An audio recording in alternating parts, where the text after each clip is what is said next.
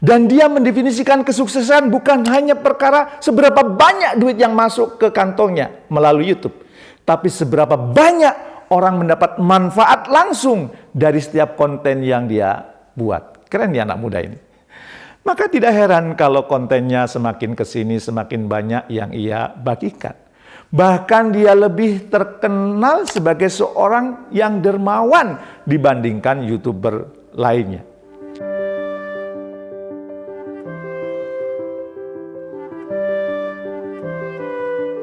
Assalamualaikum warahmatullahi wabarakatuh.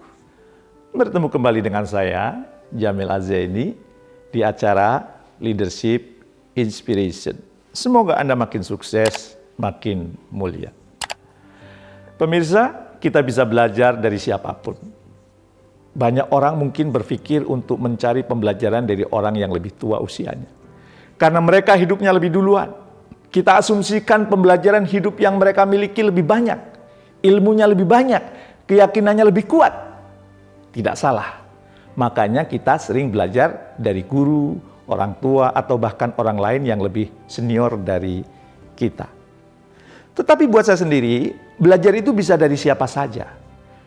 Dan usia bukan menjadi penghalang. Apalagi buat bapak-bapak seusia saya. Bisa tuh kita minta ajarin sama anak-anak gimana caranya belanja online, pesan ojek online, atau bahkan menggunakan Zoom. Saya pun belajar banyak hal dari putra-putri saya. Nah, di kesempatan kali ini, saya mau mengajak Anda belajar dari seorang anak muda, usianya baru sekitar 24 tahun, tapi namanya mungkin sudah banyak dari Anda yang tahu. Seorang YouTuber asal Amerika Serikat yang bisa dibilang sangat unik dan otentik. Karena keunikan yang dia punya di setiap kontennya, tidak heran sekarang dia sudah menjadi YouTuber dengan subscriber paling banyak di Amerika Serikat. Sampai bulan Februari ini, setidaknya subscribernya ada sudah 132 juta. Ada yang sudah bisa tebak siapa orang itu? Iya, dia adalah Jimmy Donaldson, yang dikenal dengan akun Mr. Beast. Ya. Sebenarnya cukup banyak YouTuber yang masih muda, tapi sudah terkenal di dunia. Nah, yang membuat saya tertarik dengan sosok si Mr. Beast ini, kesuksesannya dia berhasil raih hingga sekarang ini. Tidak menjadikan dia sebagai pribadi yang berbeda. Bahkan di banyak kontennya, dia tidak lagi membagikan uang atau berdonasi dengan jumlah besar secara percuma. Dia memberi, ya karena dia mau memberi tanpa ada alasan. Tapi tetap orang yang bersangkutan mengeluarkan usaha dan kemampuannya terlebih dahulu. Bukan seperti akun yang baru-baru ini viral di TikTok. Karena mengemis sumbangan, tapi dengan menyuruh sang ibu bermandikan lumpur. Bahkan setelah terkenal sekarang ini, dia masih dengan penampilan yang sederhana. Seperti orang-orang biasa, pada umumnya dia ke minimarket, ya, perilakunya masih sama seperti konten-konten di awal karirnya, tidak berusaha lebih sok cool atau arogan atas pencapaian yang didapat. Justru dia memberi lebih banyak dari sebelum-sebelumnya. Konten terbarunya, ya, dia memberikan operasi ke 100 orang buta katarak secara gratis. Sudah dikasih operasi gratis, dikasih uang pula untuk perawatan setelahnya. Sebenarnya apa sih yang membuat Mr. Beast ini sukses sekarang ini? Jimmy atau Mr. Beast ini memulai karir jauh sebelum banyak orang menyadari dapat menghasilkan uang dari YouTube. Dia mulai membuat video sejak usia 11 tahun. Saat itu dia masih iseng-iseng bikin video tentang sebuah game. Sampai di usianya yang 17 tahun dia mulai serius bikin videonya. Itu pun hanya dengan perangkat seadanya. Dan dia merasa disinilah ia merasa kreativitasnya tertantang dan passionate baginya. Dia bahkan rela drop out dari kuliahnya untuk apa? Untuk fokus di bidang ini. Nah, ini yang menurut saya banyak orang lupa bahwa tidak ada jalan pintas untuk sebuah kesuksesan. Bahkan perjalanannya seperti saat ini seringkali harus menemui lika-liku dan kerikil yang tajam. Beast pun sempat beberapa kali diminta berhenti oleh orang tuanya demi fokus kuliah. Segitu dia yakinnya dan memilih YouTube dari kuliah. Ya, dia ngotot, enggak, saya mau main di YouTube ini. Ya. Dan dia harus bekerja keras ya, selama 1000 hari berturut-turut walau tidak menghasilkan $1 sekalipun. Ini pernah dia lakukan. Dia memasuki dunia YouTube benar-benar dari nol tanpa ketenaran sedikit pun. Di awal-awal siapa sih yang akan menyangka akun dengan konten-konten yang terlihatnya kurang mendidik ini akan terkenal. Nyatanya boom, dengan kreativitas ya dan orisinilitas dia berhasil mencetak rekor YouTube di Amerika Serikat. Dia hanya yakin untuk terus berusaha lebih baik lagi demi mencapai sebuah kesuksesan sebagai seorang YouTuber. Dan dia mendefinisikan kesuksesan bukan hanya perkara seberapa banyak duit yang masuk ke kantongnya melalui YouTube, tapi seberapa banyak orang mendapat manfaat langsung dari setiap konten yang dia buat. Keren ya anak muda ini.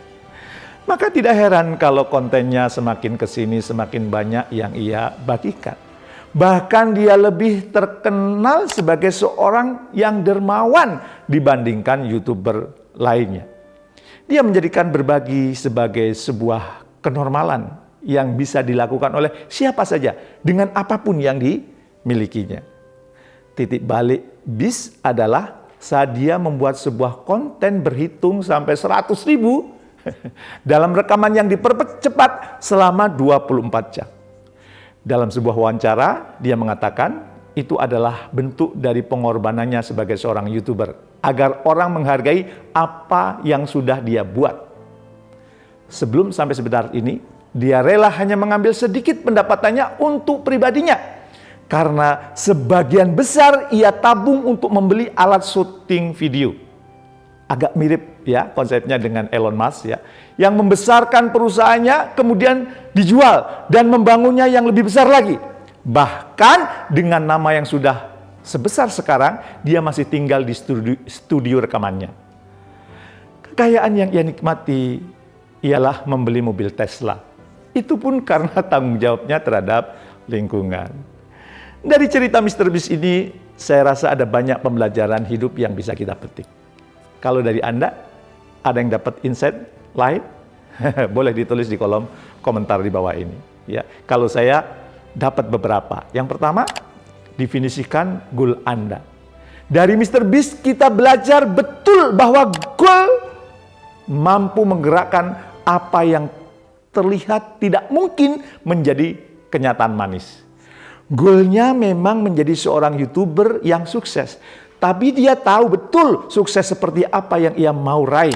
Kesuksesan yang bisa memberi manfaat ke sebanyak-banyaknya orang. Kesuksesan yang mulia, bukan hanya dia yang menikmati sendiri. Karena buat Jimmy, kesuksesan bukan hanya memiliki duit atau terkenal semata. Berbeda dengan banyak influencer ya, yang mungkin langsung pindah ke wilayah yang lebih elit.